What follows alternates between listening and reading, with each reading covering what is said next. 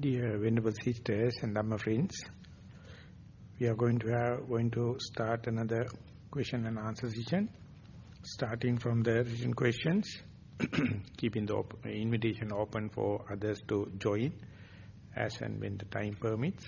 So we'll invite Ananda, kindly present written questions to start the session, please.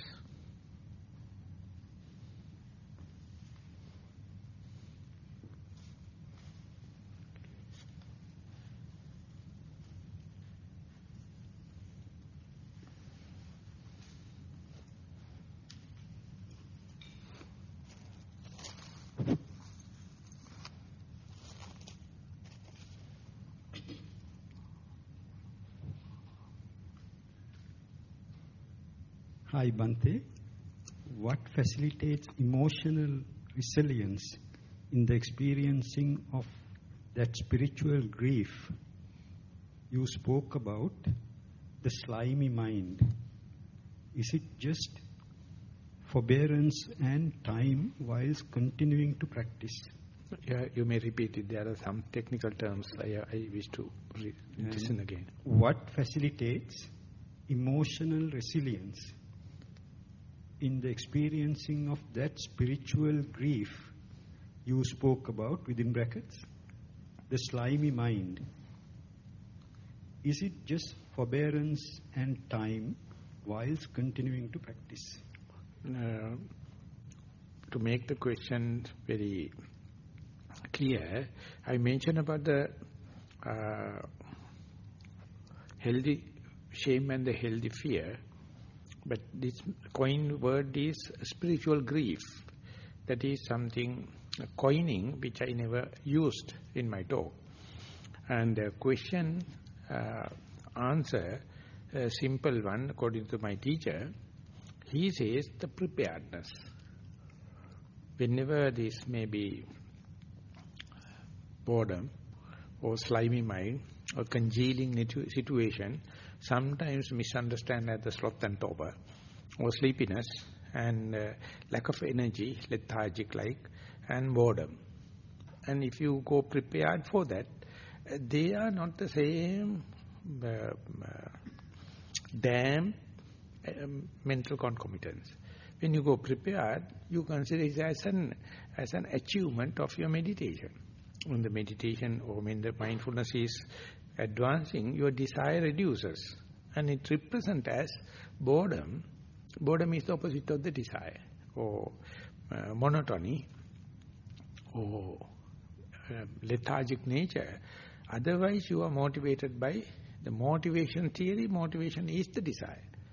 So therefore, you have to understand, this is not a punishment, but it's a blessing in disguise.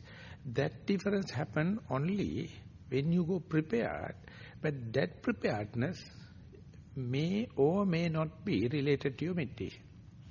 That may be your genetic situation. That may be your personality trait. Some people are ready for that kind of preparedness. For example, in the scouting and the Girl Guides, this first and foremost thing is be prepared. And exactly the same, the mindfulness and the vigilance and the diligence has a nuance. Be prepared. Prepared for what? Prepared for novelty. Prepared for unknown. Prepared for new areas.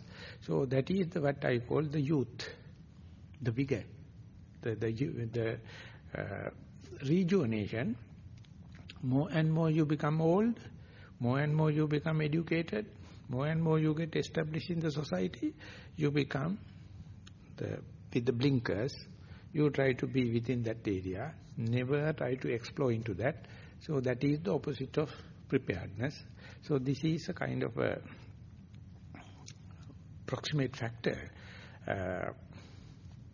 Richard Davidson, writing about your emotional life of your brain, he says 5 qualities including the resilience, and he considers it most important for one's social well-being. And in one place he says the mindfulness, diligence, preparedness, and that kind of thing. For example, in America, the mindfulness, once you get the idea, is free of charge and you can practice. Why some people, why only little fraction of the population is testing it, why not others are not doing?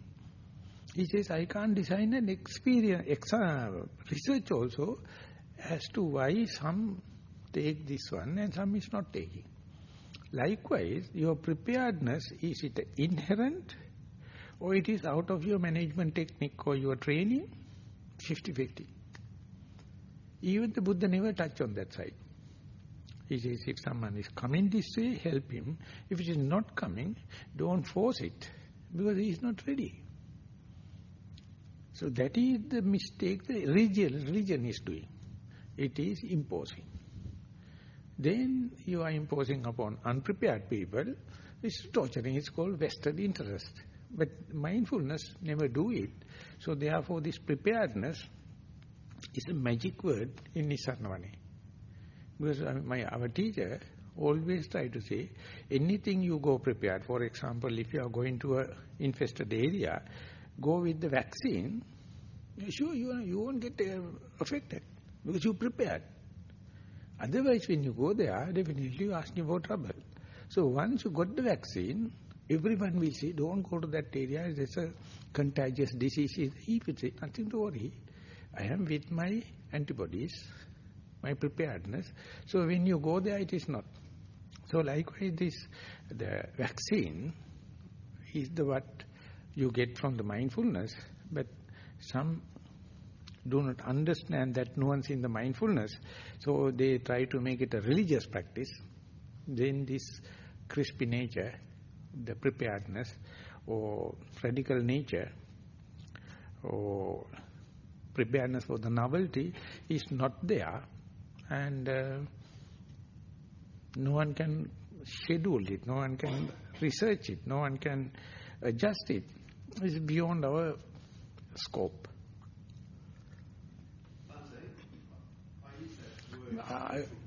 I like if you can come forward, it's very nice. Please. Even with your chair, no problem. No, mic will not disturb, it will disturb, but when he's talking I can clearly hear. Yeah, you are a good participant in the discussion, so always sitting behind. One thing, I use that word spiritual grief. Because I experience it personally and I see it all the time professionally. This realisation that there is really no place that the self can take a roost in. I think the realisation of that, which is the nature of reality according to the Buddha, is devastating. It's absolutely devastating. Even as Buddhists, we make ideas about future birth and all that sort of stuff, but we're not going to be born again. We have tendencies, mental tendencies, which are going to move through into the next life, but we are going to die, and that's it. What I was saying to you is that I experience that personally as a sense of grief. There's a sense of almost like just taking a deep breath, wow, this is really the way it is. And, didn't the Buddhists talk about one element of suffering, the inherent element of existence, that it is transitory and that basically life sucks and it's non-negotiable? Yeah. That's why I use that term spiritual grief, but are you saying it's something else, or? No, my question is to make the thing straight. Does that spiritual grief related to the boredom and monotony, or you are defining something away from the monotony and the boredom? I think there is a sense of turning away from life. Yeah. I think there is the nibbida that the Buddhists was talking about. Yeah, nibbida, yeah. It's nibbida. I think it's not boredom from other things. I think it is nibbida. So nibbida, it says benumbed. It's vindana is you are entertaining. Nirvindana, you become benumbed or you are anesthetized. So things are there, you are not get titillated.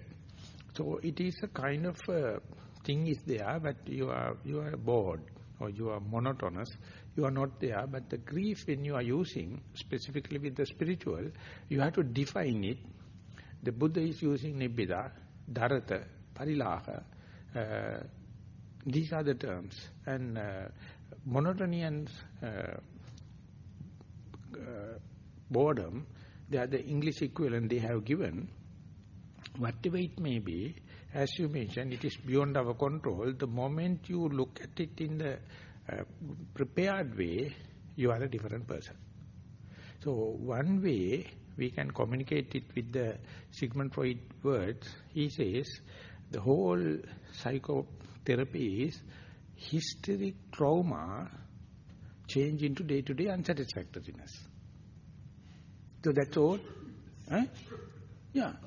So it is otherwise it goes hysteric level, and trauma, that is you are psychopath or psychological pathogenic situation.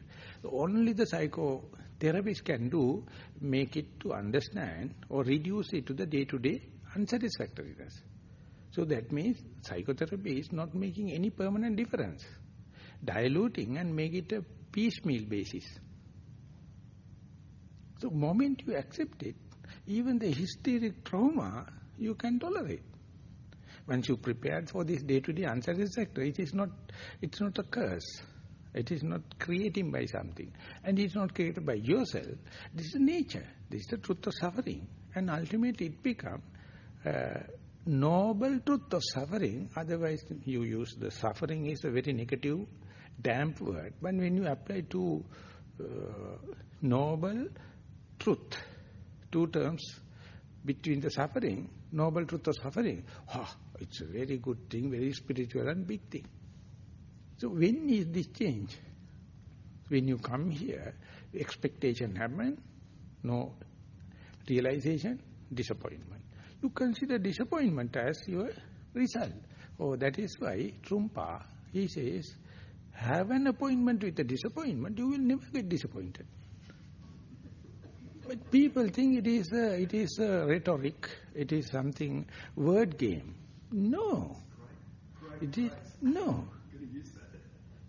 Have an appointment with the disappointment, so you will get enough disappointment, so more and more happy, and never disappointed. But religious people, even mindfulness make a reason to be disappointed, reason to be grieved. So in that sense, I am a genius. Whenever someone gets upset in mindfulness or meditation, I am clapping and say, okay, good. Go, everything devastated.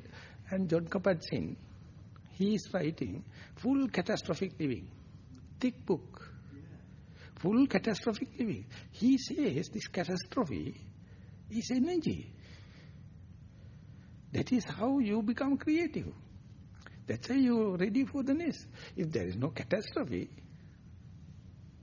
no go. I mean, if there's no fight and kind of thing, are you going to fight? Look at that picture. There should have a fight and killing and all that, and then you are looking at.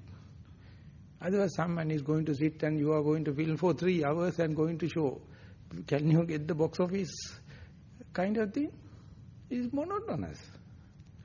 So make it, my terminology, get all the boredom, get all the monotony, and make a compost, and ultimately you will be well-balanced organic fertilizer. I put under the light of mindfulness, that's the sun, and mix it. And that is the most balanced fertilizer. No side effects, no kind of thing, but you must have enough boredom, enough monotony, enough slimy, enough congealing, sleepy. Put everything and make a compost. Thank you very much for your participation. And that moves you from aloneness from loneliness to aloneness, which you spoke about last night. Yeah. So you have to sit here.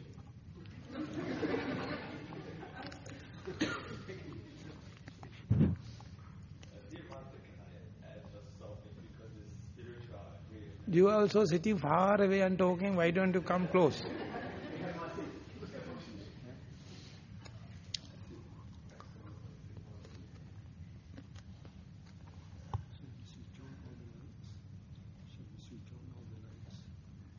not necessary.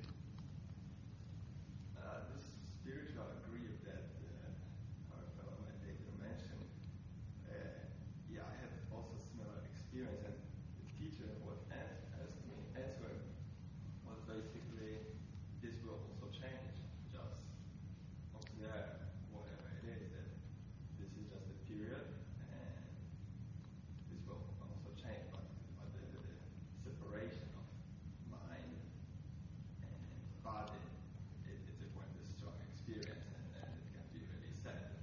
Somebody can lose like hope for life, or like will, like basically everything collapses.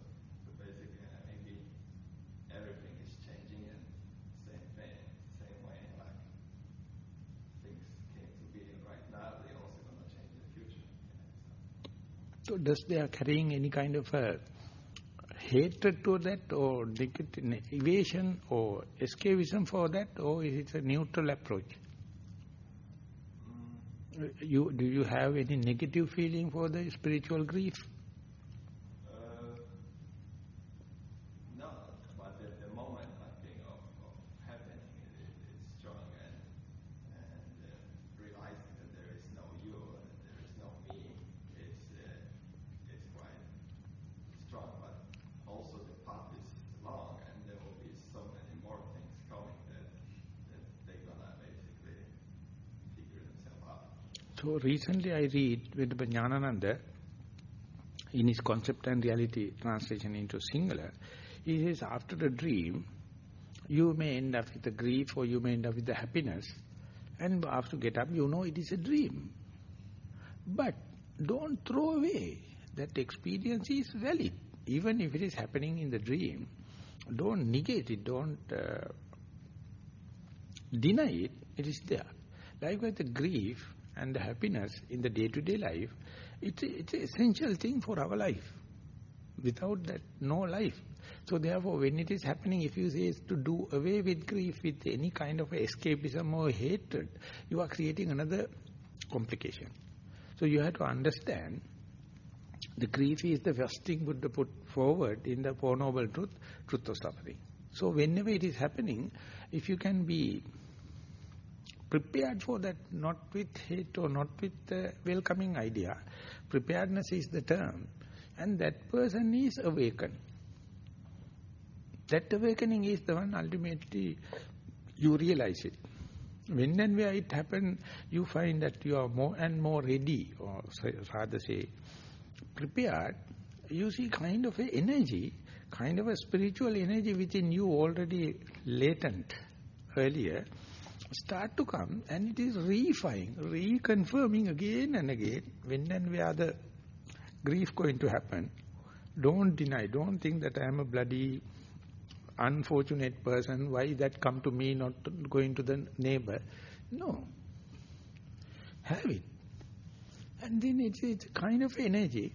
It's a recharging of your battery, and ultimately the grief become your recycling, like compost, and they are utterly spiritual people.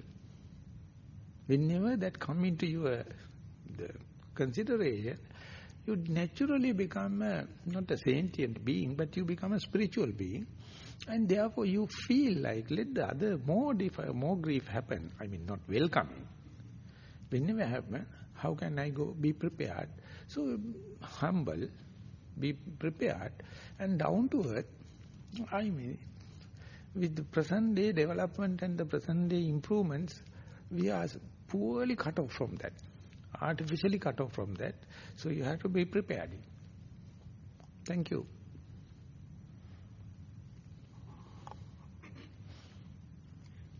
Dear Bhante, when the food contact with our tongue, we identify it either tasty or not tasty. It appears that feelings and perception working at the same time. If we are aiming Salayatana Nirodha, how do we act in such a situation? Thank you. So there are very interesting points. Now you are keeping the morsel in your tongue, you can feel the immediate likings and disliking. Imagine when you go to a buffet diet and when you are selecting your plate, how much you are specific.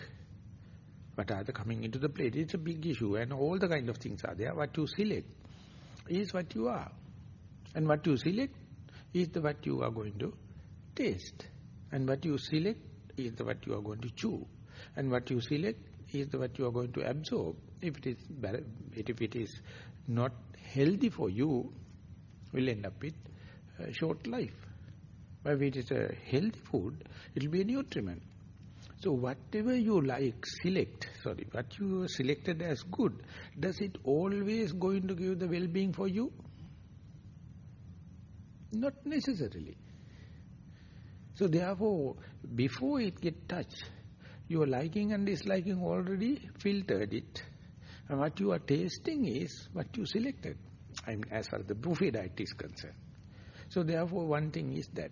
The other one, very recently I heard, they have prepared a camera, electronic camera, and it is going to select the visual object into the electromagnetic current. And they are going to give a blind person to the tongue. When it go and work in the visual faculty in the brain, it appears like seeing. Signal is going to give to the tongue. Then you can see the coding and decoding. It's a somewhat you can manipulate. And therefore, present day, they're going for this different taste and parties and all the kind of thing. How much time we are wasting and how much we are driven by this, our personal views, and utterly, present day, people are being killed by wrong feeding and more feeding than lack of foods. It's a very well understood fact. FAO will say the rich people use food, grains and kind of thing, to make alcohol and beer, 40%.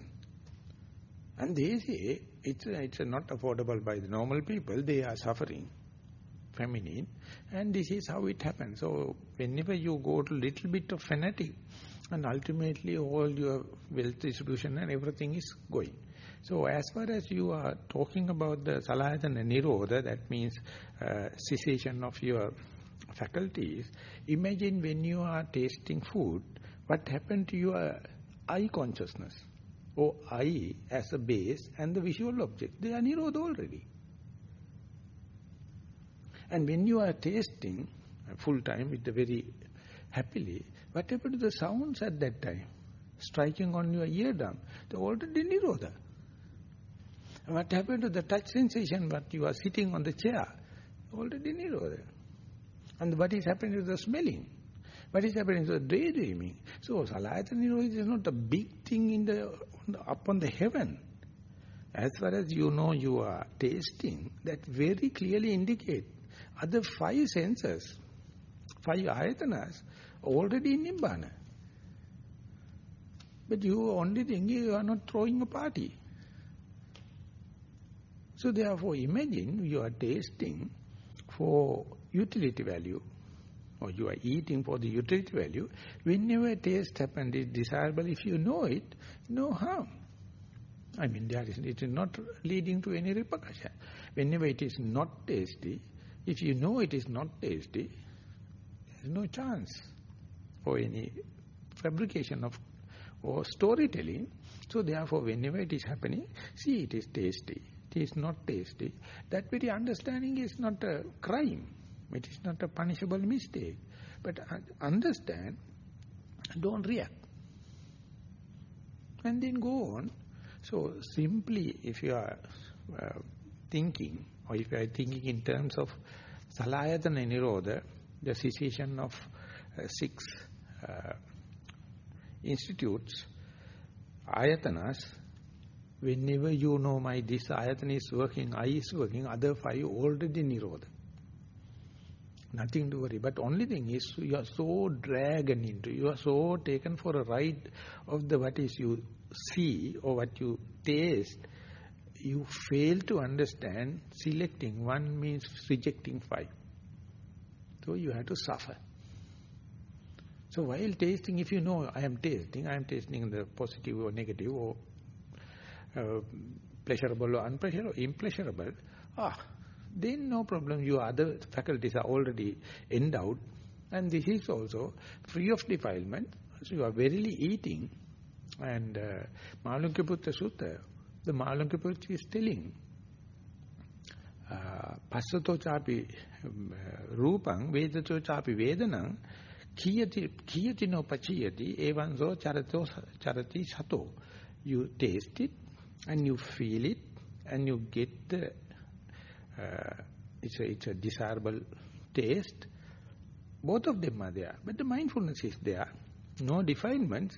This is what you call your behavior or your implementation of the mindfulness. So other faculties are already given endowment. This is also you are not allowing to happen. So therefore that is the only moment you are living. Otherwise you are carried away by that particular sense organ, and you are storytelling, fabricating, and liking and disliking and reacting. Ultimately, you have no chance to understand, no defilement coming from the other 5 senses, because you are eccentric. I'd like to have your opinion on this. When you spoke about Salayapani and Nirodha, in a weird way, I lost body consciousness. This was when I was driving. I was driving a car. I had a passenger with me, a pregnant lady with me as a passenger as well. Suddenly, there was no body. My body was not in the car. The seat was empty. And then, I don't know where I went. I know that I would have lost body consciousness, because the contact would have disconnected in some fashion. And then suddenly this thought came about this lady who was in the car. You know, I was a bit worried about her. And the minute I thought about her, my body was back, holding the steering wheel. Now, who was driving the car when I lost contact? Was it my subconscious mind taking over? So that I would give another similarity, and we can compare it. Purposefully we pay the attention to the breath. And now breath ceases to exist. Due to the breath, your mind is not with the eye, not with the nose, not with the tongue, but with the body. And that is also disappearing.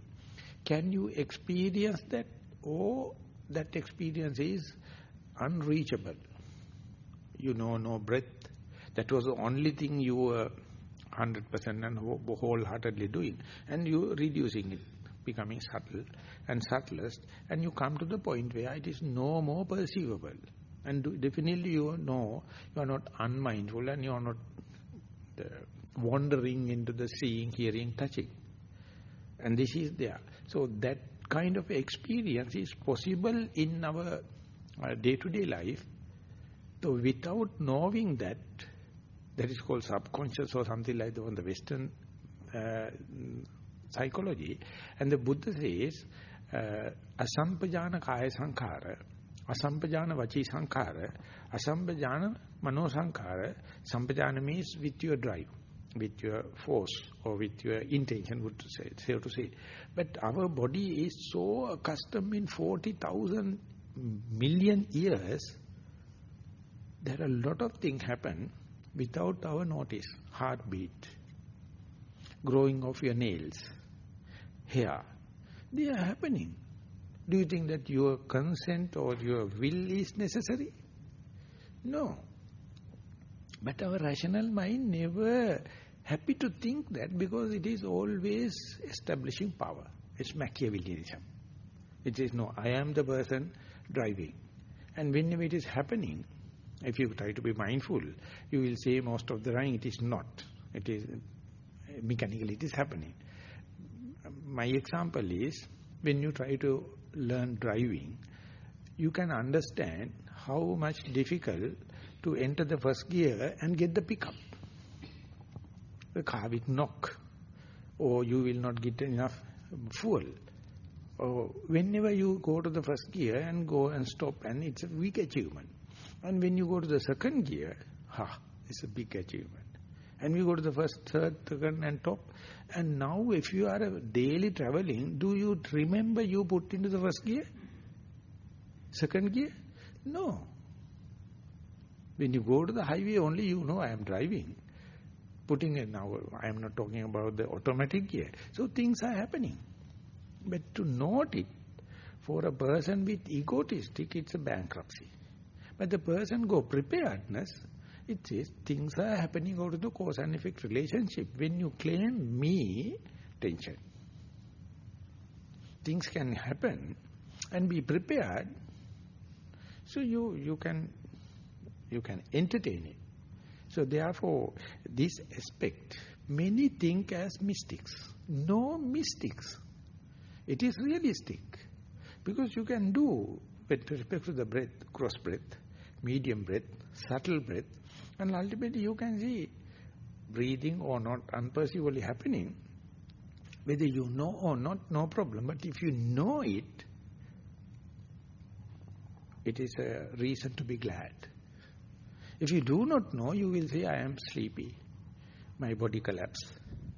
And I don't know what happened. It's a big list of complaints. But if you say, okay, for the moment I complain as a sleepiness or slimy, whatever may be, but one day I must try, even the only thing, only the pivotal point, only the benchmark to reduce, but still the mindfulness is there. That is simply called in Carlos Castaneda's books, awakening into the dream. Can we awaken into the dream? Or can you know that you are sleeping? This is a kind of thing. But what I'm going to say is, it is no mystics. It's a kind of our potential in our mind.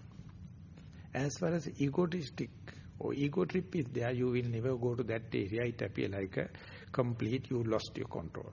As far as your conceit is there, you can't go there. As far as your desire is there, you can go there. But if you can let it happen, of course with 1,001 time practicing, you can see when you let loose, everything happens perfectly. Other than you are forking your fingers. So parents are thinking that they have to walk fingers into their children. I'm sorry. And doctors are thinking they have to walk fingers into their patients. And teachers are thinking that always I have to take care of the disciples. And the king is thinking, I have to take care about the subject. And this is how the game is happening. That bloody teachers or that bloody parents, they have no control upon themselves. Attai attano natti, kuto putta, kuto jana, kuto dana. Even if self is not controllable to you, what children, what money you are talking about? I am sorry that I am only very little amount of people, monastics, others are lay people. Definitely I may be threatening you, challenging you, but that is not the idea. But live the life totally. Don't live it to only your concept, only your stereotype mind. And stereotype state is good to start and open it wide. And then you can see the magic of the mind. It is that our mind is already enlightened and has all the knowledges, all the ways and means, unless otherwise you select. Choiceless awareness means kind of openness. So we have to train it. Bhante, sorry. I'm just thinking when I lost the consciousness, is this what is called the bhavanga then? The bhavanga. You can put, you wish to put the label, then you get collapsed. You get committed. You are answerable. But I would say, she wanted to get a bhavanga, I will give it, but I don't claim. That is how I am so happy in day-to-day life. I never claim any name, any label. I use it for the utility value. Whenever you put a label, it has become filthy. It has become infested. It has become incurable disease. So imagine the life after the age 6, no names. But we are the source of happiness for the whole family. So therefore do away as much as possible with labeling. It is conceit, utter conceit. So try to do it, make it as a hobby.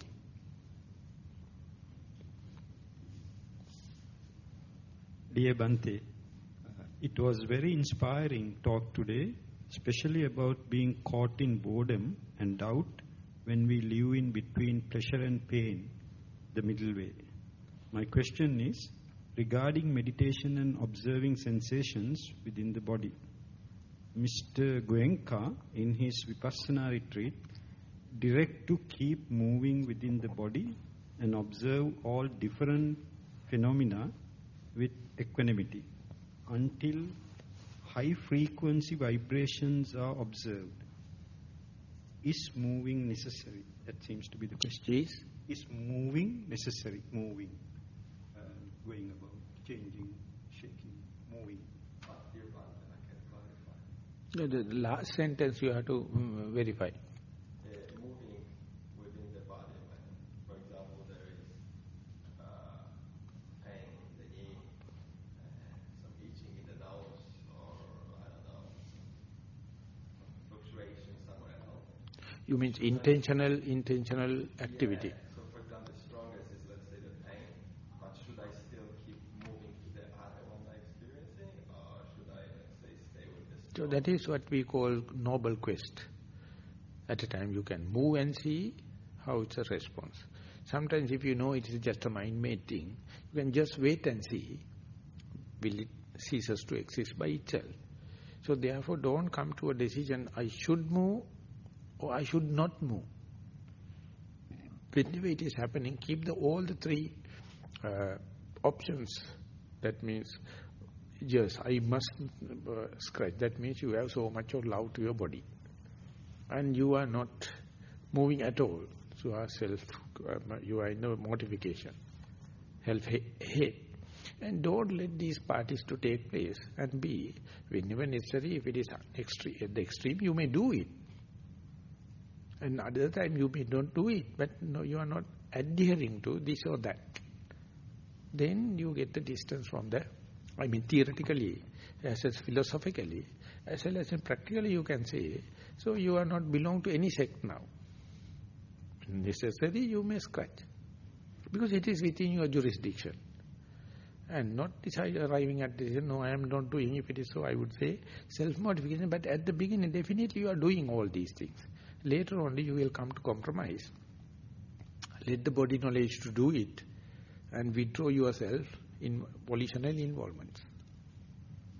It's hard to find distinction between where is the body and where is the mind when they do something. It is just like intentional activities and non-intentional activities.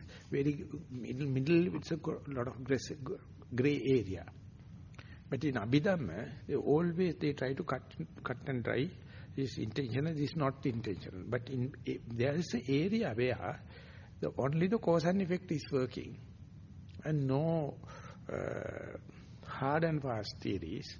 So this is the area our mind is not ready to compromise. Just like the mind and the body. I mean the duality, it is the magic of the mind. Split and rule. So that in Sinhala, Amma hondai kiwat tardi, Tata hondai kiwat tardi, enisa nange malliye pavasami dennama hondaya kiya. If you are going to say father is good, or if you are going to say mother is good, both has repercussions, so they both are good.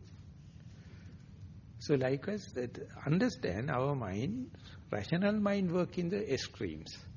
The Buddha says, with respect to the extreme, there's a relative middle path, and usually rational mind never accept this as a valid answer. But you are ready to do any radical reflection or novelty, going to do. And then totality is working. Your totality, your whole life is come into being. And there you find that no boundaries you can see. Not only the materiality and mentality, not between the intentional and unintentional. All these things, it is simply representation of this duality. So whenever duality is not there, experience, you can't communicate, no name, no not possession, it is not me, and you are merging, that is what we can say Taoism. To become mere Tao, mere the natural law. Dear Bhante, does it matter how narrow or wide one's focus of mindfulness is on an object of meditation? Is the size of one-pointedness relative, and does it matter whether the whole body is considered 1 point or 1/20th of one nostril is considered 1 point? I think it's a sentence, but I might add, would the observation of phenomena can take place whatever the size of focus is? So this is rather related to the concentration. Concentration is focusing to one particular place, and beyond that place, spot is not one dot, is spread. Before that also there. So whenever it is focus, we call one-pointedness. So over there, all the energies are there. But the mindfulness, as far as the mindfulness is concerned, sometimes you can be mindful on the focused mind, sometimes you mindful about the scattered mind also. So my interpretation is, be aware about this concentrated mind. I would say it is very theoretical and conventional and standard. If you can be aware of the scattered mind, that is more sporty. That's more rational. I mean, that's more radical. So understanding on this scattered mind, and still you can see mind is scattered, but I am mindful. So therefore mindfulness is independent of the scatteredness or one-pointedness. Otherwise, if you are going to find relationship with the mindfulness, with the scatteredness, you will not practice any meditation. Or otherwise, if you are going to say, always mindfulness should go to the focused one-pointedness, you are only appreciating concentration, no wisdom. So therefore, these questions are good, but keep on practice. Even if you are utterly scattered, maybe your mother died or whatever maybe, but mindfulness is there. But if you are not appreciating, you are not benefited. The Buddha says, Satadipateya sabbe dhamma. Each and every moment you are mindful. But you don't accept, you think that how can I be mindful? I have not observed 8 precepts. How can I be mindful? I am not wearing white clothes. How can I be mindful? I am not in the meditation center. So you find 1001 reason to deny. That is what you call defilements. The day you are going to understand, whatever you do, good or bad, appreciated or unappreciated, the mindfulness is there. That is why you can have bookkeeping. And once that is appreciated, spiritual life starts. No complaint there on. Even any complaint it says, okay, that I am wrong, it's unfair, but I know, because I am mindful. So this change, when going to happen means, for my interpretation, moment you drop religion and go to Dhamma, that's the point mindfulness starts. Whenever you go into interpret mindfulness in terms of religious, it is not in high potential. It is not in the full potential. So you have to be mindful, irrespective of whether you are religious or not. So therefore you may understand mindfulness as an endowment or human right, or it's a birthright of a human being, not only the spiritual people, not only the faithful people, not only the Buddhists. This is, basically this question is related to concentration. And unlucky enough, many consider meditation as concentration than mindfulness. Then it's a hard task. So the implication of what you say, Bhante, is that it is possible to have a mindful nervous nervous breakdown. Oh, yeah. And that is why it comes into the human knowledge. It feels like that oftentimes in meditation for me. Yeah, I mean, when you are going to meditate, when the meditation is a shortcut to become bad. Because you are dealing with your brain. So therefore don't, I mean, if you are going to touch the 230 current or 33,000, high potential thing, tension, you go prepared. So meditation, that's why it says, so it is not for everyone's game. You have to go prepared. But at the beginning, when you are working with the low tension thing, you can understand. When you go further and further, what you do is just preparedness. Just preparedness. And the mental breakdown or whatever may be, I mean, that nowadays in the psychiatry, a lot of names are given. And there's one book in Sri Lankan, one person wrote about the psychiatry. He started, once upon a time, there were no psychiatrists. So no psychiatric diseases. Because no names. And your question is that, can that particular person be aware that I am breaking down? Of course, I can't say yes or no. It's a kind of a situation without experience I can tell. But all these present-day questions, present-day problems, is because you are attributing a name because of the the American Psychiatric Society. So you are being recognized, you are mad, decided by also a mad person. This is a very common thing in the psychiatry. It's true, Bhante. Yeah. It's true because oftentimes the same story is going on, and the same narrative is going on in my mind as in my patient's mind, but I have some mindfulness to contain it, and they don't. And that's the only difference between who sits in what chair. Yeah. So therefore, don't think defilements can overrun mindfulness. Never. Mindfulness is so potential. It's such a high potential thing. Don't underestimate it. Keep the priority, give the chair. And once you've given the chair, all the defilements will surrender. Because that awareness. Dear Bhante, you seem to indicate that mindfulness of the body can have some advantages over mindfulness of the breath. What are the benefits of mindfulness of the body posture of just sitting? Are there any particular ways that are helpful to focus on the body, such as with an attitude of contentment or metta or kindness or detachment or disgust or equanimity? I will cite an example, hoping that it will shed light on the situation. For example, you have taken the breath as primary object and you have mastered it. You know the gross breath, and after long association with it, will become a middle, and it will go the subtle, and you are happy with that. You know mindfulness is intact now. So now you know, no benchmark, no reference. And while there, imagine a sound came. And whenever sound happens, your mind becomes disgusted. And it says, my balance gone. And therefore, later you understand, no, main thing is not to worry. Now I have to re-establish mindfulness. So in order to re-establish mindfulness, you have to have a benchmark.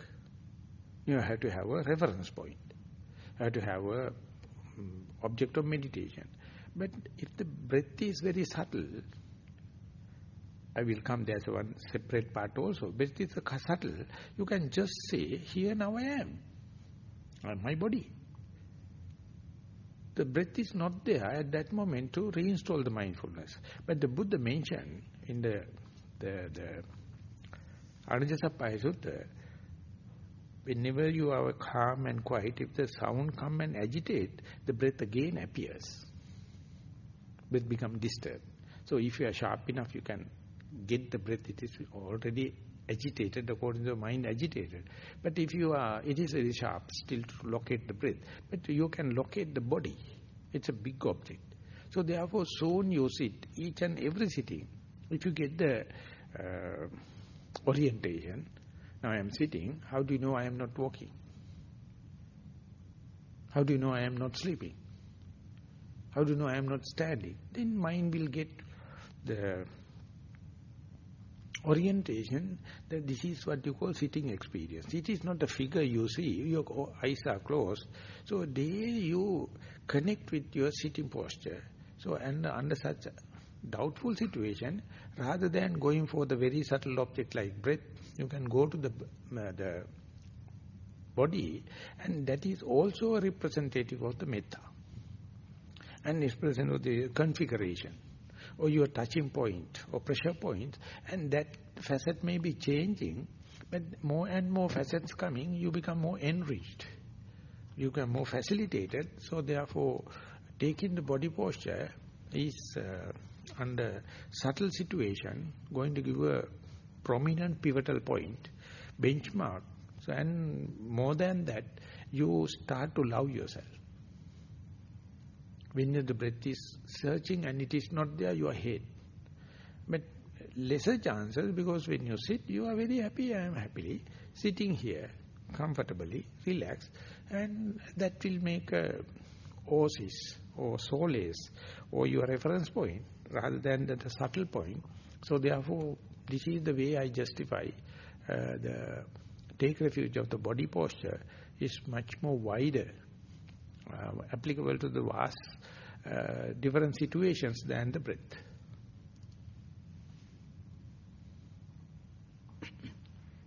Dear Bhante, you mentioned that jhana cannot be achieved through observing rising and falling, within brackets of breath. What is jhana? Why can it not be achieved through observation of rising and falling, and how can jhana be achieved? So you are in the jhana grove, so therefore you have the rights to ask this question, but I am not the person. Because I am always talking about vipassana, Mecca is my subject. I am always, whatever you are asking, I am talking about the Mecca. My Mecca is vipassana. So therefore you may ask this from Ajahn Brahm. He will give a very lucid answer. When I give, I may be disturbing your mind. So what is jhana? And why should jhana always associate the assumed object rather than practical object? That only the point I can make. Whatever you can experience, it is not an assumption, it's a reality. That is not giving an object, won't become object for jhana. For the jhana you have to have the conventional thing, not the experiential thing. The virtues of the Buddha, or metta bhavana, or corpses, or repulsivity, whatever may be the concept. But never this kind of a dynamic metabolic action. That is the technical reason. Besides that, I am not qualified.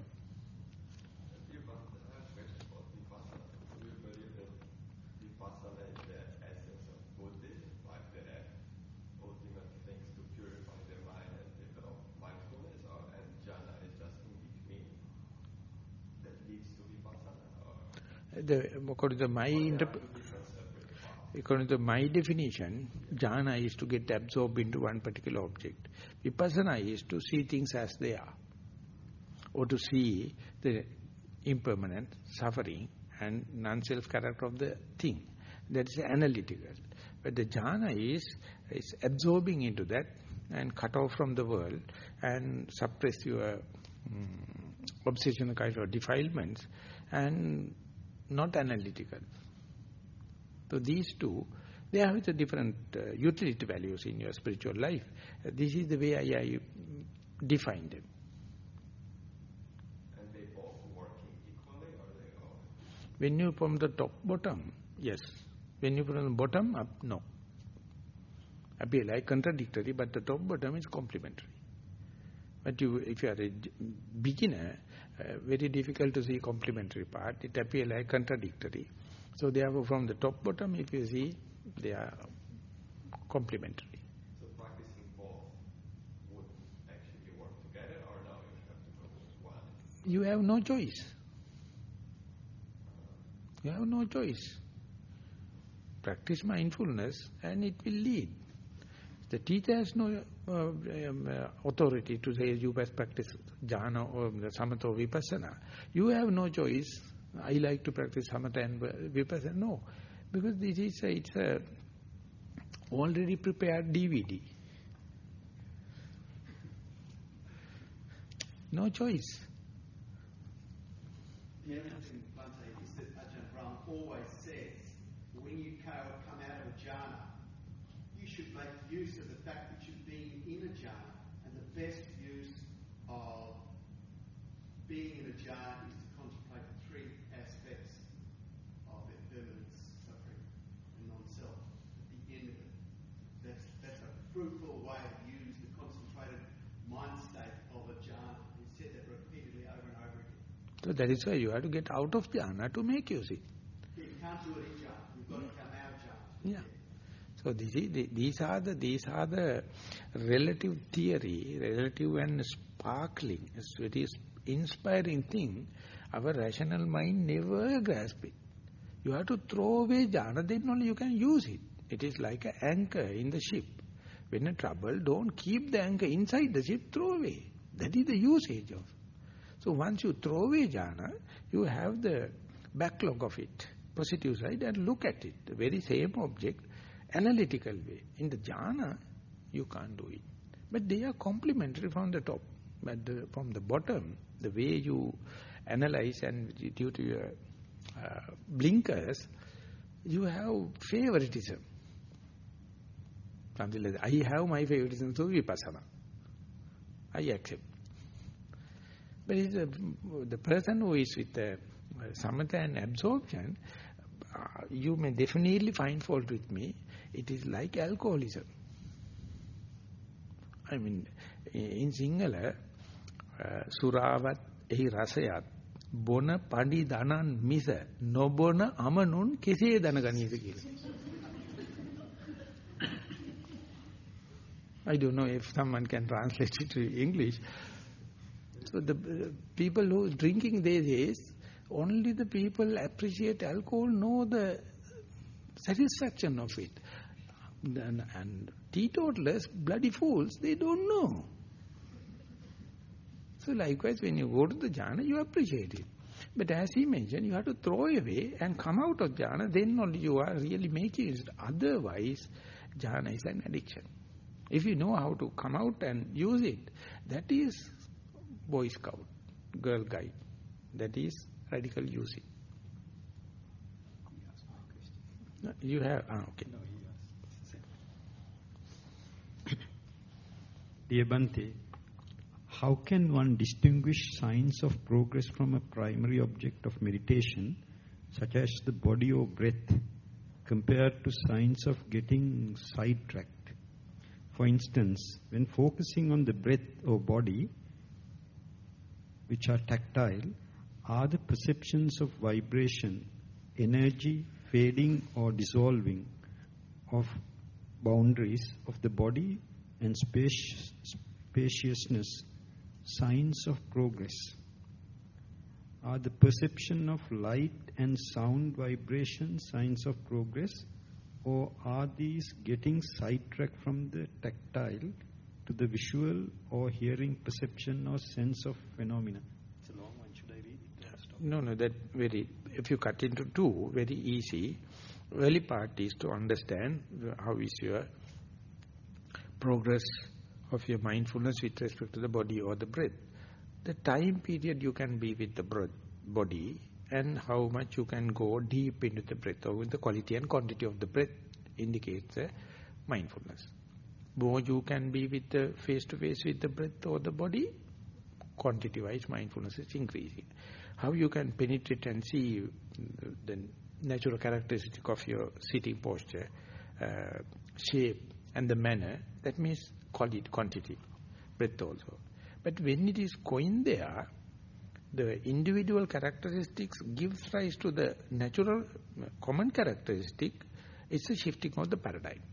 When that paradigm happens, if you know, you are getting double positive. If you consider this as side track, easily you can go mad. Easily you can change your teacher. Easily you can change your object of meditation. Easily you will get out and get up and go. That is because meditation is progressing, results are happening, your interpretation is wrong. So therefore, changing from the individual characteristics to the natural common characteristics, I will give this example. Maybe it is not the best. If you take an atom of iron and the copper, you can see they have different atomic weights, qualities, conductivity, everything. But when you reduce it more and more to the subatomic particles and quarks and everything, ultimately when they become energy, energy is the same. Again, when they become manifest into the copper or iron, then individually, individual characteristics are different. But they are coming from the same energy. When you come back to the energy, energy is the same. So, iron and copper is known as individual characteristics. When you reduce, go to the quantum level, energy equal. So, from the iron and copper to the energy means Newtonian physics to the Einstein physics. Exactly the same. And when someone can't understand that, the changing or the matter is equal to mc square equation, energy can be matter, matter can be energy. When you become energy, common character. When you become matter, individual characteristics.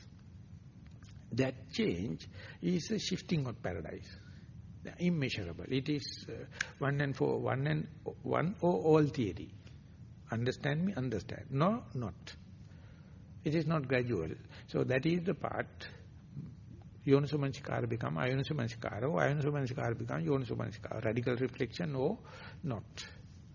So that part, the individual characteristics and the common characteristics, Burmese system, so lucid, so lucrative, so clearly indicate, so it appears like physics class when these masters are explaining. But they are using the normal Pali terms and conventional terms, and therefore whenever they are talking about the individual characteristics, they are talking about the beginners. And when it is shifting into the common characteristics, they say that person is about to change. He's changing from the conventional truth to the absolute truth. So I got a very nice CD. I thought of giving once a copy to Ramani. And if you have, of course it is Maha system, it is definitely Vipassana. And that is the point, our utter misunderstanding in communication. When you look at the superficial value, individual characteristics. If you can penetrate and go into, you can see the common characteristics. So when you are communicating, if you are not defining, I am talking about the individual characteristics, and if the other person understands it as the common characteristics, communication gap. So once that is understood, and you are listening to people when they are talking, you can understand what a waste of time, what a misunderstanding, more talking, more misunderstanding. So therefore, if you really wish to do communication, wish to understand the communication, if you have time, listen to it. And when it is there, you know how to report your experience to the teacher. And if it is so, progress is so fast. But if you are selecting your experience and presenting what you like and what you think correct, it is utter wastage. No communication takes place. Even to U Pandita Sayadaw, he says, when he is relating with his teacher, such a miscommunication happened. And the moment he understood it, and he is very lucidly put into papers. And I translated into Sinhala, and this is the English version. Of course, he has written in, he has given the original talk in Burmese, and you can see what a world we are living, and what is we are talking about, and what is the other person is grasping or absorbing. It's utterly two different worlds.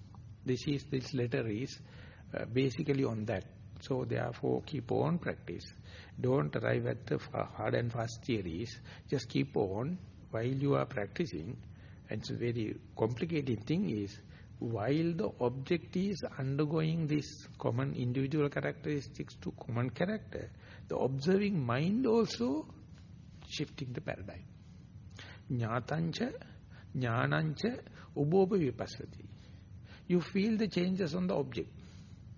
But you don't feel, in order to see the changes, your mind also has to undergo that you're so shy. You are so frightening, denying, not ready to accept. The observing mind is undergoing changes. The main task of the Buddha is, by showing the changing of the object, one day you have to understand, without undergoing the change in your mind, that cannot be happen because both are the same. That is what the quantum physics says. The Schrödinger energy wave will collapse only when the consciousness interact. Without consciousness, that cannot be a matter or energy. It is Schrödinger cat. It is non-local. So that part appears like very, very subtle. But imagine before the Einstein, before the Newton, the Buddha explained it. When we find difficult to communicate, we find difficult to grasp it. But if we can't, no one can do. Because we have invested so much of ours sitting and learning and experience. So keep the mind open, or simply let this shifting of paradigm to happen. Don't hold into your personality. Don't hold into your likings and disliking. Don't hold into your belief system, and that is the torturing. It's a little bit more slowly. I think it's on the same thing. Or is it, previously it was it about perception or sense or phenomena now? Or is it more important to notice the shifting of attention that occurs with whatever phenomena arises and focus on the thin slicing of time and watch for the gaps? No, while happening, see, you are also changing. Not only the object, not only the individual characteristics to the natural characteristics. Jnata means what you observe. Jnana means your mind. That's also changing. Keep it open. So therefore, whatever you decide by the undeveloped mind. That means you are holding and you get committed. So if you know your value system also changing, your mind also changing, where to decide? Because next moment different thing. Case also different, judge also different. So if you can't keep like that, keep that situation open, always you try to hold the situation, collapsing the situation by arriving at a decision. Arriving at decision indicates you are immature. You don't have enough data. And you are rush. And definitely it is leading to a decision which is not lasting. So therefore it is evenly suspended attention and suspended decision. Dear Bhante, I have been practicing breath meditation and every day at least 1 hour, and do sitting meditation and experience vibrations mostly calm and cool as soon as I start meditating. Sometimes experience rapture in my sitting. Sometimes I experience rapture in my sitting meditation. You have mentioned in your Dhamma talk today that we have to look at open mind. That we have to look at open mind. Could you please explain with an example how to progress further in my meditation towards realizing Nibbana? Thank you. So you have to ask one simple question. This arising rapture helpful you for to be more mindful on the object, or rapture become a distraction? If the rapture becomes a distraction, you are off the track. With this rapture or grief, whatever may be, still if you can keep the relationship with the object or relationship with the primary object, relationship with the mindfulness, is utter development. So therefore, Burmese saying it is, as far as you are with the mindful primary object, you are progressing. Whatever you are going to experience, whatever you see here, everything is make you eccentric. You don't know how to dodge and go to the mindfulness, go to the primary object as much as possible. But I would make a little editing. If you have no doubt, you know that this is mindfulness, I know the primary object is my pivotal point to get the orientation. If that sure is there, with the light happen or entertain, no problem. With the grief happen or you get upset, no problem, because whenever necessary you can go back and reinstall your mindfulness. So therefore that much you have to be a scout, girl guide, because you are confident. If it is not there, always take the primary object as the whetstone or to verify. And mind you, each time you verify, you waste time. But there is no other way to rectify your doubt. So therefore you use it. Some people think that happiness is good. Some people say happiness is bad. Happiness or grief, both bad, if it is distracting you from the primary object.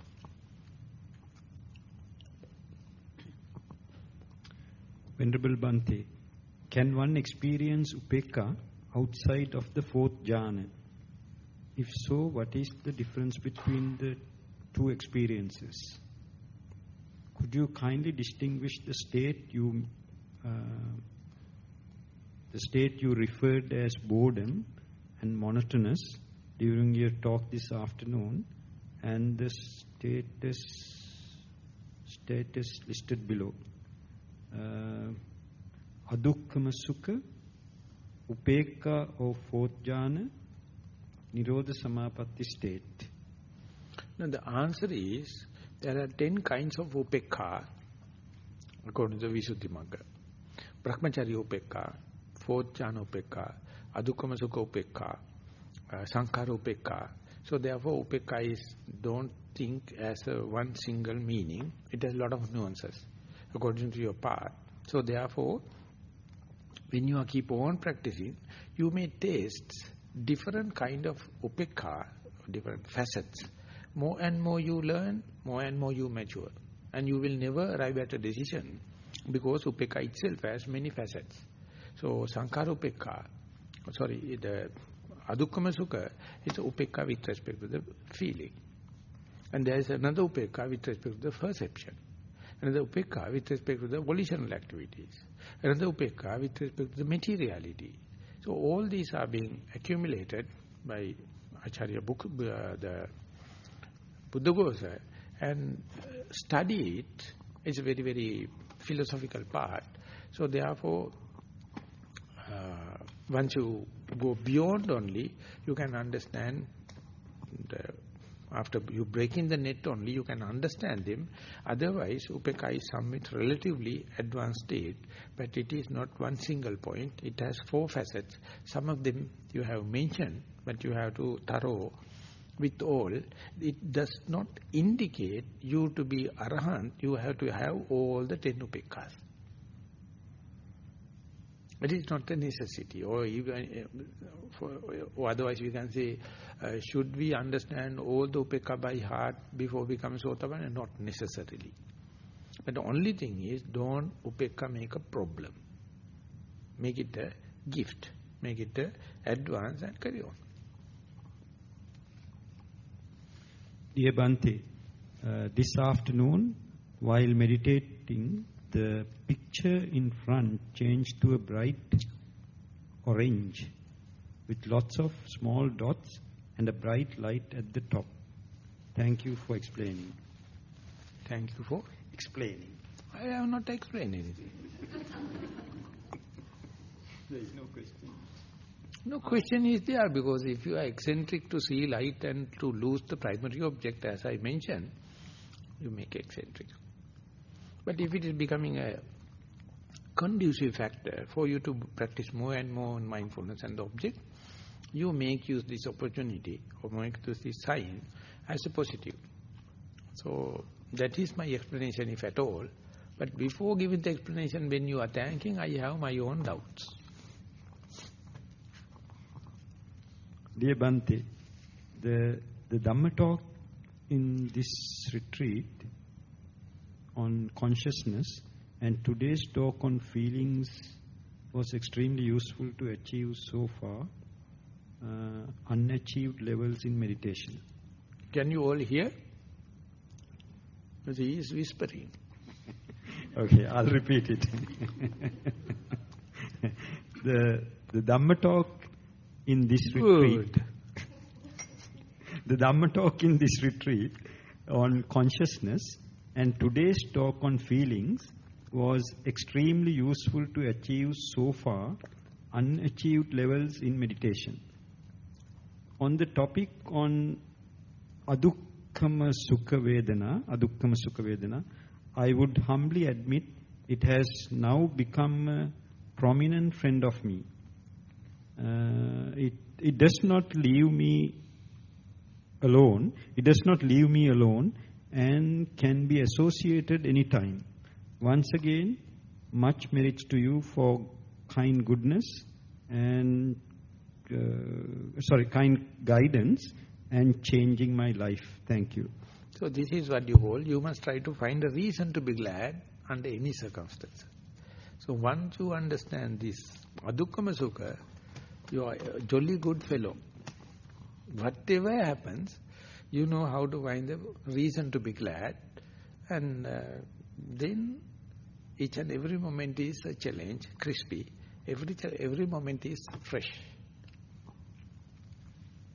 Dear Venerable Bhante, when I sit down to do sitting meditation, at first I clearly see the breath, but after a couple of minutes, my heartbeat overpowers the breath, and either my breath gets completely covered by the heartbeat or get disturbed to the point that I cannot follow the in-breath or the out-breath continuously.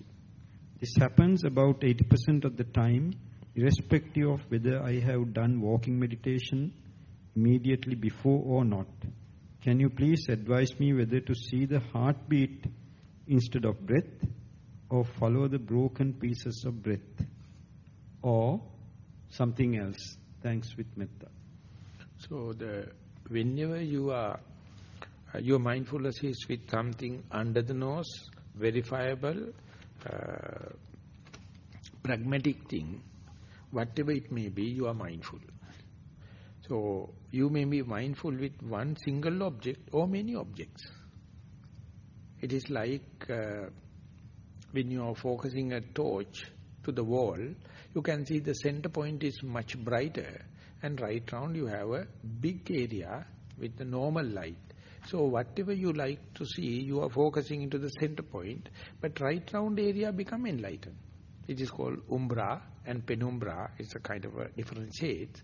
So appearance of this outside thing is not necessarily a distraction.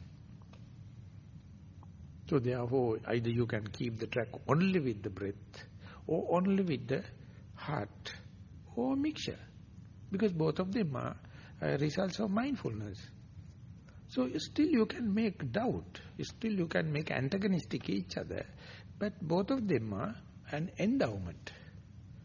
The simple answer given by the Visuddhimagga, yatha pakatam vipassana biniveso. Whatever may be the prominent, take this as the access point.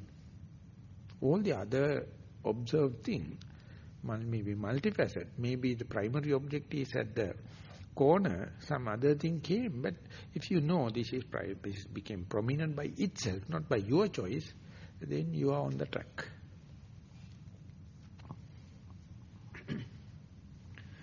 Venerable Bhante, yesterday my question about when observing rising and falling of the abdomen, you said go to you said will not go to jhana experience. Please explain, when I observe rising and falling of abdomen, it will seize the object and come up to subtle stage. Also I feel very light in my body, and Preeti and Pasadi. Also I could stay long period in this stage. If it is not jhanic experience, what is it? How could I go forward from this stage? I wish you attain Nibbana in this very life. So this is a problem of labeling. If you consider this an experience without labeling as jhana, you have to see whether it's conducive for your practice or it's a distraction. Moment you put a label, if it is of course wrong, utterly you are making a turmoil for this normal flow. So therefore, if it is pleasure, if it is passaddhi, see whether you can be more mindful on the object and you are more confident of the mindfulness, then all these are conducive. And if you are going to say it is jhana, and when the Dhammajiva says it is not jhana, it is not related to the experience, but your label is the repercussion. So that is why I am telling, don't assume. Don't put labels, because label means permanent notion. You fix it. So how can you understand anicca? How can you understand impermanence? How can you understand openness? So therefore, whenever you put a label, it's a mana. It's a conceit. And when someone says, no, it is not that, your experience is crispy, very original, but you are fighting with this terminology or nomenclature or labeling. So Buddha says, Nabi vadati, nabi nandati, najosa tittati. When you experience it, don't enter into that object and possess it. Don't talk about and give labels. And don't boast upon that. Just keep it and try to see whether your mindfulness is undisturbed and if it is going. So this is the second remark on the same rising and falling and jhana. Venerable Sir, the breath is my object of meditation. This past week or so, I have experienced a great level of preeti and sukha. Sometimes the sukha has been very strong and lasted several hours.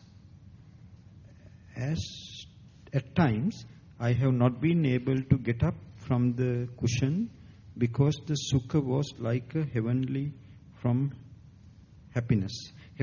of happiness. Can you explain this? There is a number 2. Shall I read it? No, I would like to add some remark to the last remark also. U Pandita Sayadaw, in his book, in this life itself, he has mentioned, in order to answer this, something called Vipassana Jhana.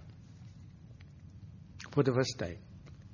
Because he says experience is the same, but there is no consolidation, there is no labeling, but the experience is the same. He says, whenever the mind is at the Sammasana Jnana, first Jhana, whenever the mind is at the Udyabhya, immature level, second Jhana, and the mature level, third Jhana, and the culmination at the Sankharopeka is fourth Jhana. So you can see similarity. But it is not conventional samatha recognition, but the experience is the same. So whenever someone is going to have piti sukha, they always try to understand. So of course they are known as jhanic factors, but it may be vipassana or momentary pleasure or absorbed jhanic pleasure. So both of them are good. Both of them are endowment. So whenever you fix it, then you are getting committed with this nomenclature and the labeling. So that is only a problem for the Buddhists. For those people who know theory. Others no problem. Because whatever it is conducive, it is supporting. But for the non-people, specifically if they misunderstand, problems happen. Now this question also, understand when the mind is dealing with obsessional kind of defilements, momentarily, or like a jhanic absorption, they have to undergo, it is a universal law. So whenever it is happening, if you are not waiting to label and let the progress to happen without a hampering or disturbance, is the maximum support you can give it to the meditation. Otherwise, moment you go into the labeling, you are making a repercussions. And that is the habitual thing in the learned mind. People going with the faith, this problem will never happen. This is due to the, indigestion of the theory knowledge, and not necessarily it is disturbing for all the people, but no, people, those who are skillful how to use it, no problem. But some people make it. But only the problem, only the practical part is, as far as this rapture, as far as this tranquility is helpful, make use it without waiting, without taking time to label it, because labeling you nothing extra support. Your path will be very least frictional as far as you are not labeling. The second part is, at other times, I have felt that I was drawn in slow motion into a great depth, like in your talk, middle of the ocean. I felt I was letting go, allowing things to happen. Can you explain this as well? I wanted to say, but I do it, no, I don't know why. There was happiness with grief, loss, within brackets, loss. I feel I have a lot of energy and need less sleep and less food. I feel very peaceful as well and enjoy not having to talk over this short period. Is this the result of the purification of the mind? Please explain. Purification of the mind with meditation. Please explain. Thank you. When it is happening for the first time, is a lot of frills and thrills are happening. So therefore, you may next time go with expectation, and sometimes disappointment can happen. But even then, even with the disappointment, if you can continue, you will understand the same thing happen, but the amplitude of the frills and thrills are reducing. That means the maturity. That is happening by the repetitive or seasoning or mastering the same. So that does not indicate how your meditation is going down, but more and more familiarizing, the frills and thrills will be less in amplitude, so you have to continue.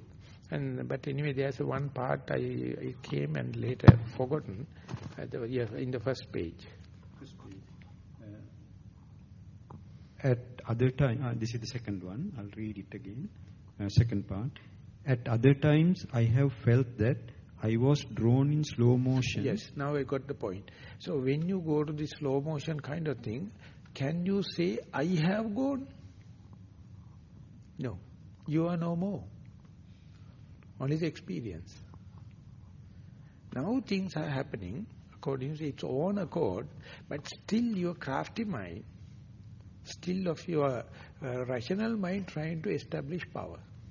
Machiavellian. This is me. This is my slowdown. No. When it's happening, you can see your ego is slowly fading off. Your conceit is fading off. Your desire to have is fading off, because now you put autopiloting. At that time, if you, instead of telling, I did it, it happened to me, it's like that. Instead, if you know, let it happen in autopiloting, I would say it's the biggest generosity in your life. Don't let these bloody seeds to come and germinate there. I surrender, I accept. When you are writing, you have to have the subject and the predicament. whatever I am not a grammarian.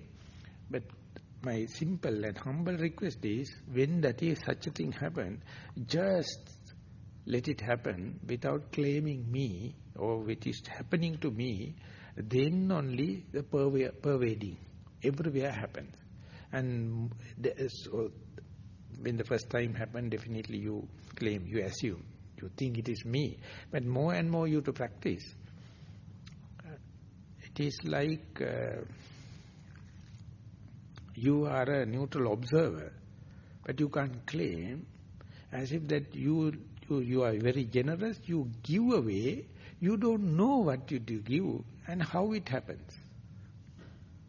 It's like you give with as Jesus Christ mentioned, when you give from the right hand, the left hand do not know.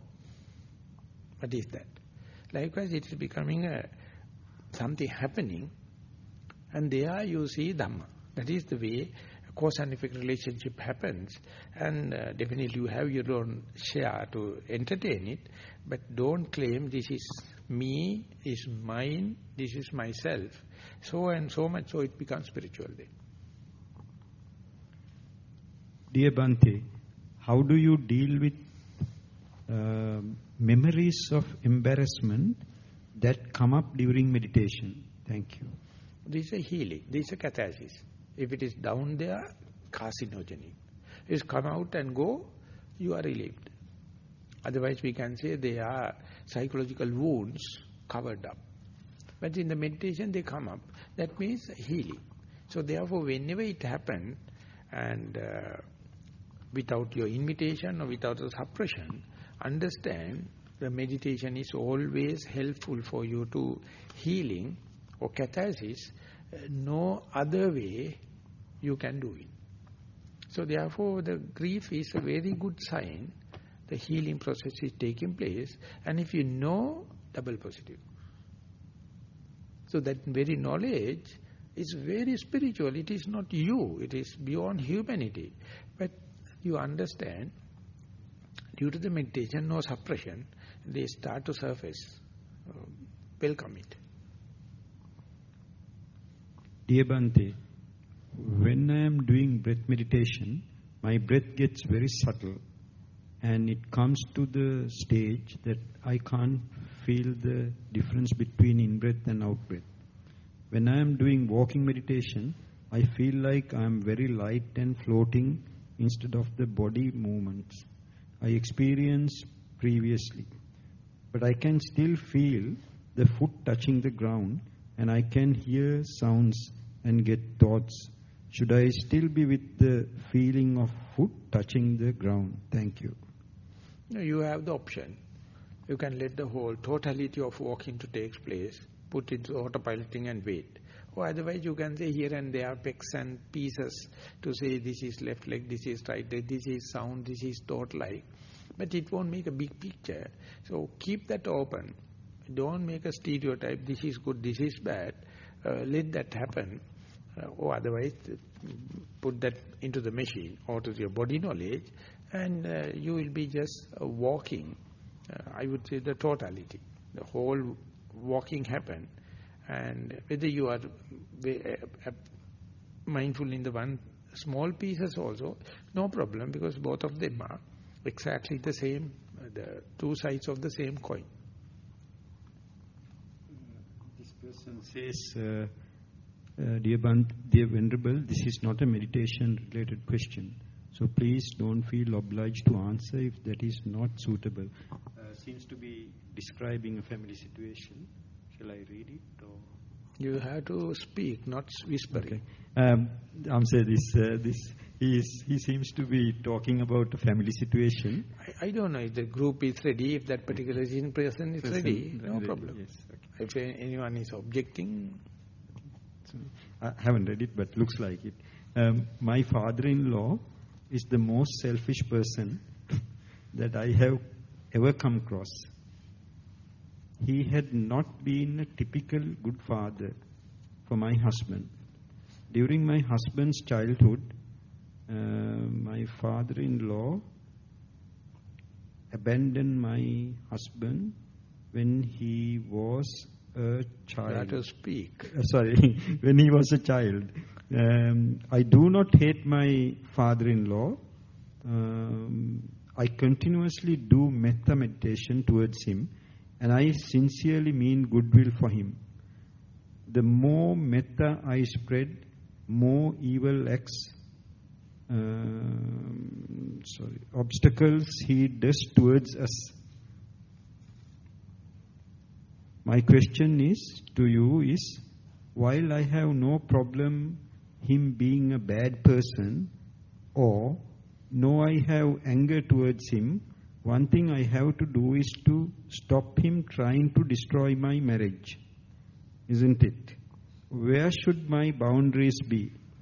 As a layperson, how can I stop someone trying to destroy my marriage? Please appreciate that I like to remain anonymous. Thank you very much for your understanding and answer. So I can't cross question. That anonymity. So my situation is, if you react next time, you will be just like your father-in-law, because you are accumulating so much of demerits. So how can you be with him not to commit anything or not to accumulate demerits? Then you can have kind of a communication also will take place, and you also can next life, if at all you are believing, not to become the same character type like the father-in-law. The yogi means whenever the past karmic force is going to work, definitely you have to understand unfair enough it is throbbing. It is coming to you, but you must make a point not to commit volitionally, not to have willful action, and if you are going to happen, you are doing with disturbed mind. Definitely grave mistakes. So you can't expect any help from your father-in-law, anything. Understand how much to see but like a blind person. Even though you hear, behave like a deaf. Even you have metta, karuna, all the kind of, it's a bullshit. It's a reaction. Just let it aside as if you are a paralyzed person or dead person. A non-reaction. Otherwise expect, if at all you are going to be a human, you will be exactly repeating your father-in-law. Because this is indicating how dangerous the situation is. Because you are lucky, you have the mindfulness as a tool. You have we people to share with. Only thing is, don't commit. Don't commit.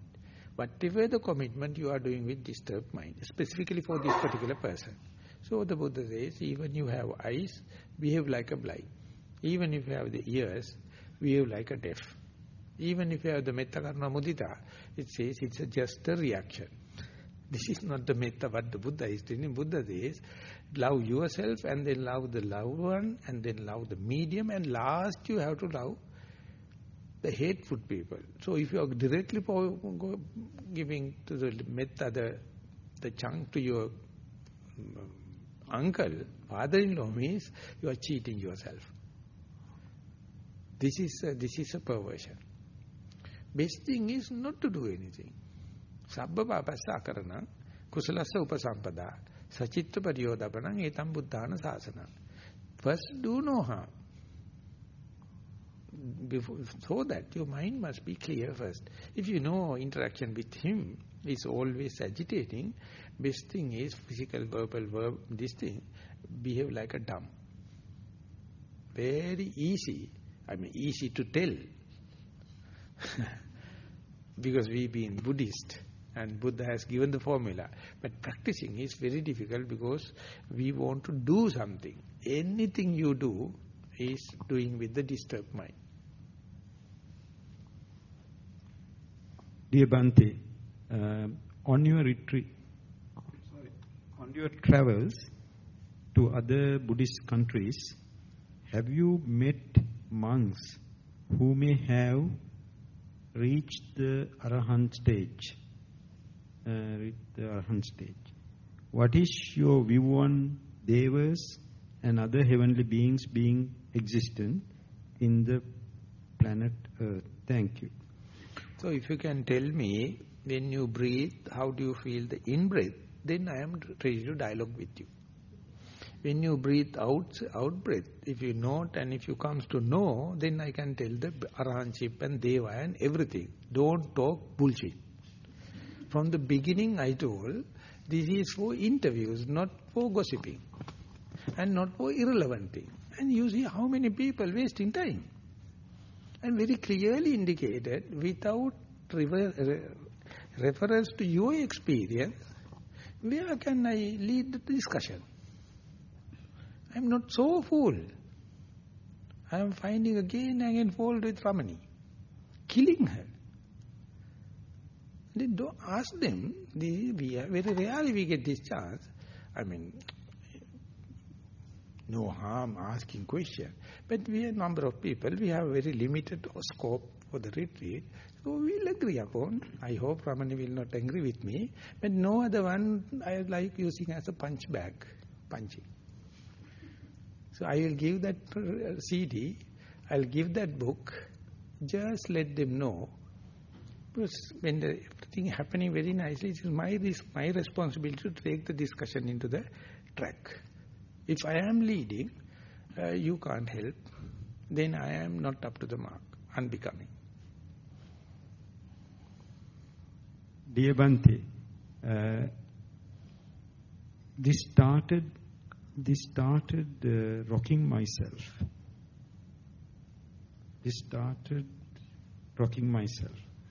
It amplified and I stopped the rocking, thinking my old age. After listening to your Dhamma talk, I explained from stopping. Sorry, I refrain from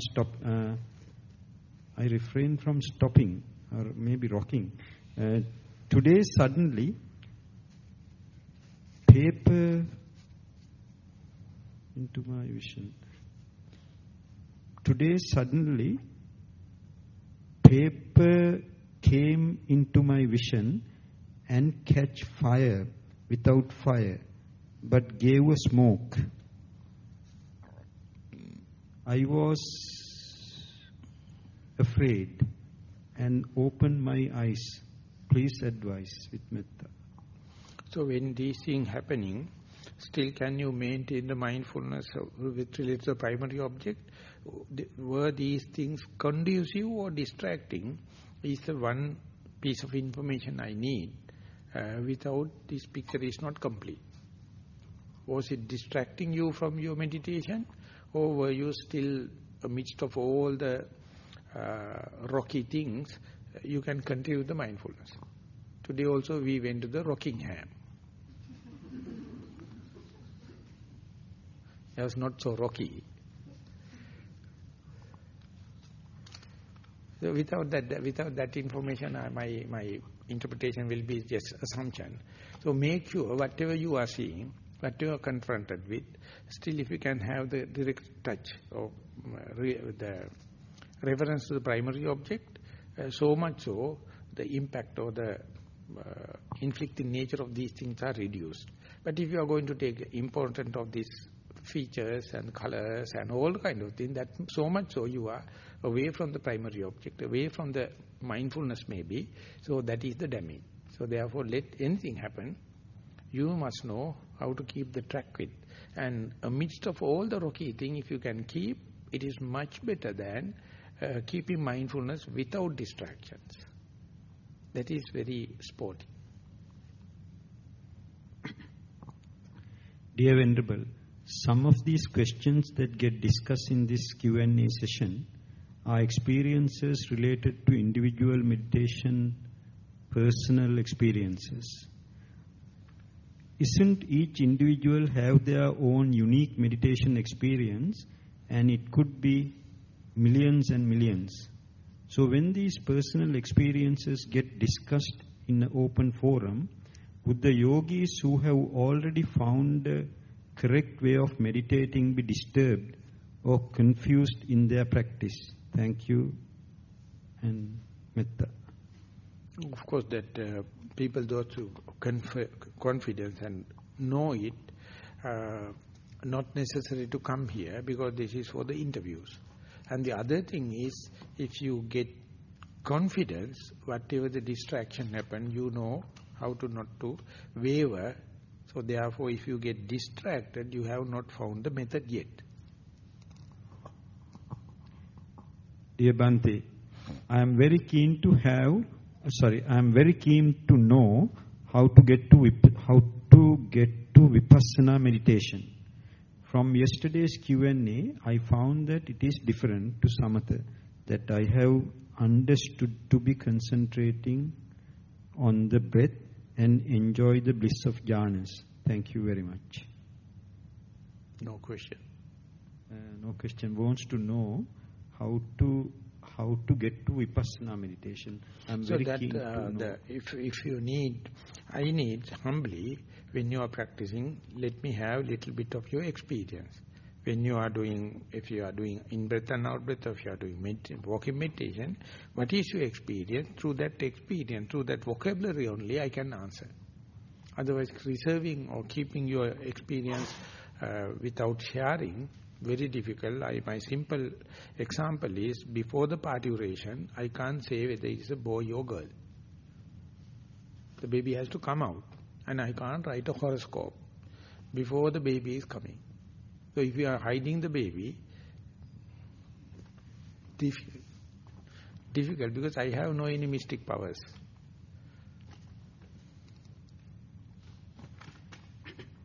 Dear Bhante, how important is it to go to Arupa Jhana?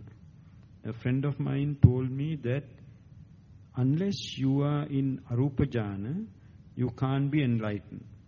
One has to give up the body. I thought that even if you are in only the first jhana, you can be enlightened. Can enlightenment happen as an intuitive thing? Or does it have to be visual? Or could it be just a thought that comes instantly? Thank you very much. So this is a kind of a proliferation, mental proliferation. So whenever you have discussion with others, they can have any idea, but does that discussion encouraging you to be more mindful? Then discussion is okay. If it is discouraging, that you have to do away with that kind of discussions, and therefore you must know how to make compost out of all the thrown away things. And we can't answer other person, because they will never change their views, whatever it may be. Therefore, we meditators are not conducting discussion for the sake of discussion, whatever conducive we do. So there are a lot of terms you have to define before analyzing it. But I think it is a wastage of time, because your experience is not given. That if the experience is given, you are answerable to me, so I can ask you. But this is something related to other people and mental thing. So we can't comprehend it. It is vast area. So if it is something relevant to you, if it is related to your experience, then discussion has a theme. Otherwise, very difficult to go into them. Dear Bhante, I have heard that when the mind is sleepy, the meditation should be directed towards insight rather than calm. Sometimes I lack energy and feel sleepy. How do I get into insight meditation? I have heard that it is necessary to concentrate on the thoughts that arise to get that energy. Can you kindly elaborate on the steps to do this? Thank you. So the term sleepy has to be defined. So I don't know whether you are talking about when you are sleeping in the bed, or when you are talking something happening when you are in sitting meditation. So therefore this sleeping term won't give much of a technical information. So if the person is keen to explain, give more data, what does it mean by sleepy, very difficult to analyze otherwise. It's too generic.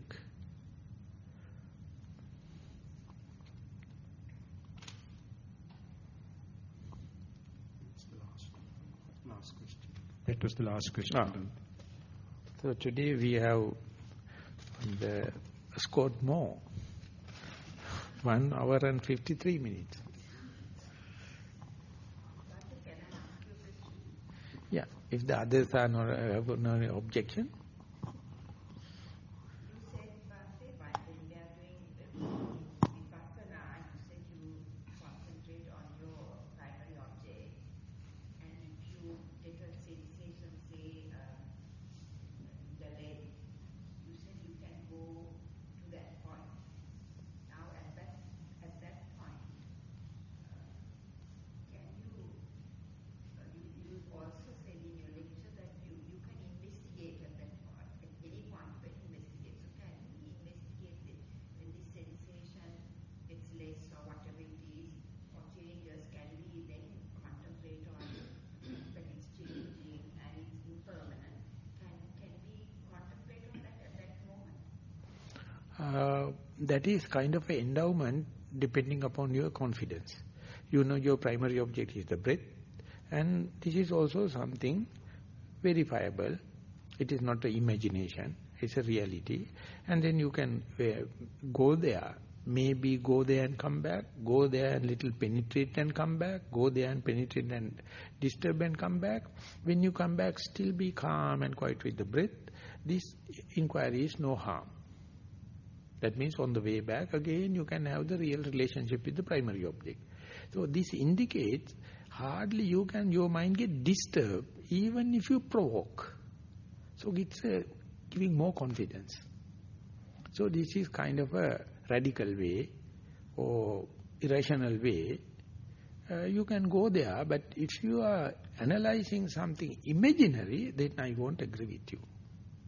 If you go there analyzing something realistic, bhutato, or something verifiable, leaving aside the primary, you can just go and see. No harm, because you know when you come back, primary object is intact, mindfulness intact, so you are hardening your mindfulness. You are diversifying your mindfulness. And each time when you come back, when you be with the primary object there, it's a reification of your sportiness. But it is not a must. It is not a must. It's a part and parcel of your noble quest. Now, when you get these waves, can we, I have tried it, and can you think of the dhatu and the earth, because it's like the atoms, you feel like the atoms. Don't attribute any label, just see atomic phase, that is has disintegrated. They have no individual characteristics. They have dissolved into common characteristics, but here and there piece and part and small pieces of individual characteristics also there. So you know, they are not boiled down enough, these things are well boiled.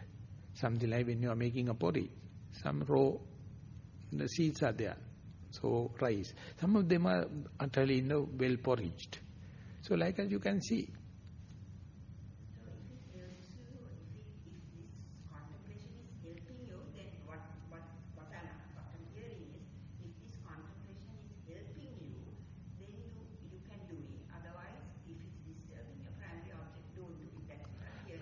That means by that time your flow is undisturbed, and within that undisturbed flow, undisturbed flow with the relation with the primary object is, if you need, you can define that also.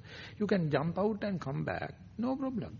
It is that you are sporty, you are ready to run a risk, or you are a risk lover, you are a good businessman. But if it is making a problem, I must make, or whenever, even after doing that, even I disturb, I can't do away with, that means you are a slave. You are not a businessman. So therefore you have to use it. And that is the way you are diversifying or versatile approach to the mindfulness. And later you can say mindfulness is like a well-seasoned leather. You can change into any size, anything, but you can't damage it. You can't damage. Like a well-seasoned leather. You can change, bend and all the kind of thing, but it won't damage. It's a matter of confidence.